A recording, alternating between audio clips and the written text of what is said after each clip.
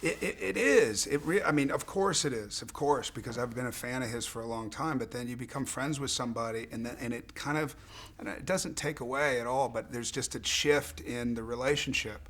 You know, it's like you see the Rolling Stones or something, and it's this, and do you want to meet them? Do you not want to meet them? And you get to meet them once, kind of thing. But when you actually have a conversation or you start to get intimate with somebody, then it's a different. You just enter a different realm. So when he called me and asked me, you know, if I'd be interested in doing this, it was a shock. It was I didn't know if I'd ever work with him.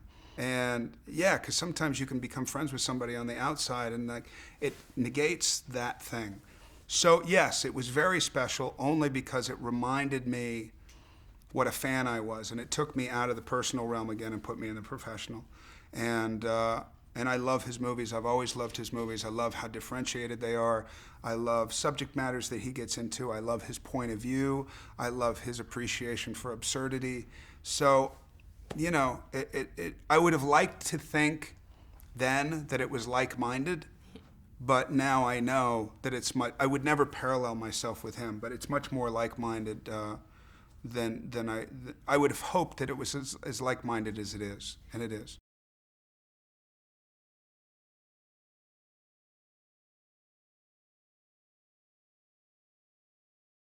The No, patience? because I didn't have the time, and I don't know if that was a good thing or I think it was a good thing ultimately because I went through it so fast and I didn't get anything. You know, it was just meaningless.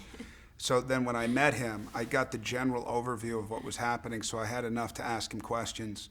But then I got to see the story through his eyes for the first time. So it wasn't really reading the script the first time, it was through his eyes. And then it looked, you know, he's a very impassioned guy. So it got really fun to see it through his eyes. So then I couldn't wait to go into the story and read it. And then I read the script, and then I read the book after that, and slowly read the book. And so when we finally got together, maybe a month later, a month and a half later, maybe a month later, then I was saturated by it. And then we got to really kind of go through this incredible labyrinth that became the movie.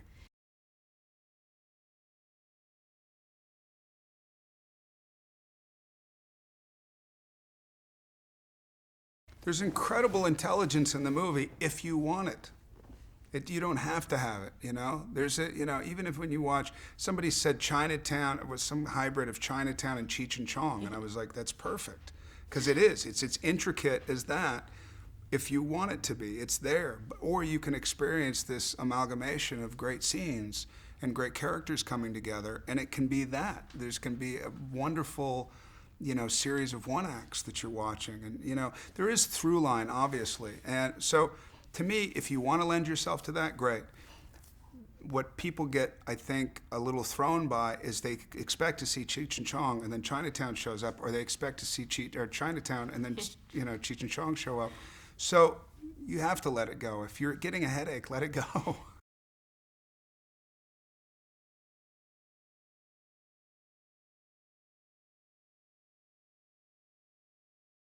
It's a really important question. Right. Altogether, probably 90, I would say. Altogether, maybe more. Maybe that. I remember we did a scene that's not in the thing where we went in the freezer where he stores his bananas, and there was two massive trays about that high, about that big. That was fun. But I understand why I didn't make it in the movie.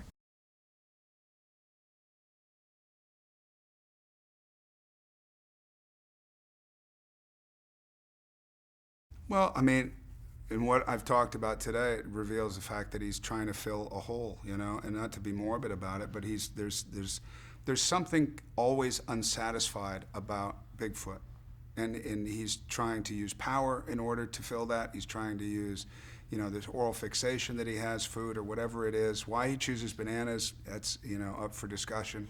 But you know, to me, he's always trying to fill something that's not complete, and he never reaches that point. And then when you see him at the end, he just, you know, he's not getting the Fruit Loops in the cereal aisle, and he knows that's it. There's no way. I mean, life is just, it's not worth anything anymore.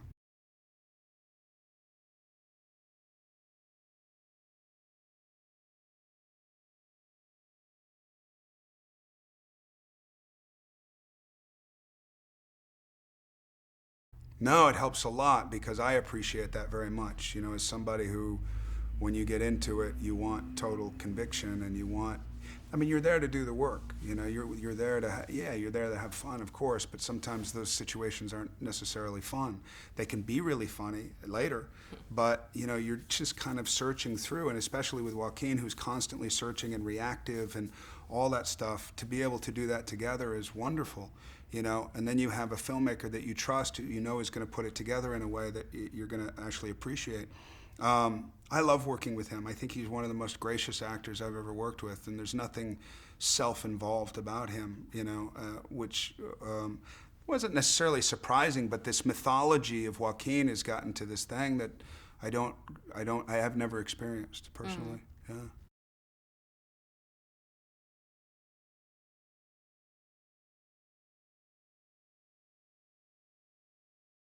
It's not that it was exact, but there's no reason. Sometimes there's a reason to improvise. I just did a movie where we improvised a lot, and there's no reason to improvise in this movie because the dialogue is so wonderful and so colorful and so dense, and you know, you're trying to figure out how to make it as human as possible and clear as possible. You want to clarify the dialogue, but no, there's no reason. There were ad libs, but it was more behavioral improvisation than it was dialogue improvisation.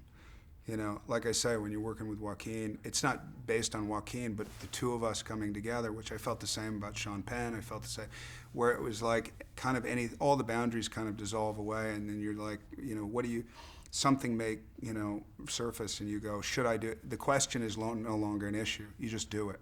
And then if it works, it works. If it doesn't, it doesn't. But